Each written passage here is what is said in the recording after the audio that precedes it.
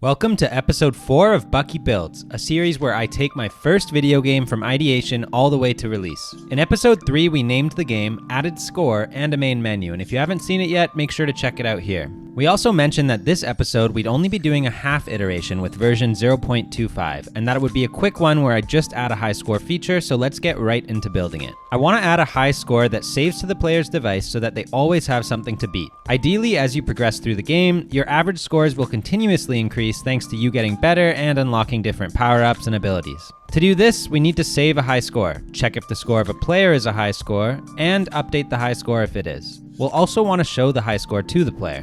First, I'll go into my game scene to start setting up the high score. We'll open up the Score Manager script, which is where we're updating our score right now. We're going to save all our high scores to player prefs, which isn't technically too secure as it'll be saved to the device, but it'll always persist on the device for us to check against and update. Once we put in setting the high score and retrieving it, we can write a quick if statement to check if the current score is even higher than the saved high score, and if it is, to update it. Now we need to create a place for it to be shown to the player. I'm going to start by just showing it in the game over screen to hopefully entice a player to want to play again when they see it. I played around with adding the text until I got it to a place I was happy with, then went back into the script to hook it up to the high score itself so that it would update accordingly. After adding it to the script and organizing the code a bit better, that's it! A super simple high score in our first ever half iteration, bringing us to version 0.25. You can see that when I end up dying, my high score is shown, and on restart, that the high score persists and only updates if the score is actually higher.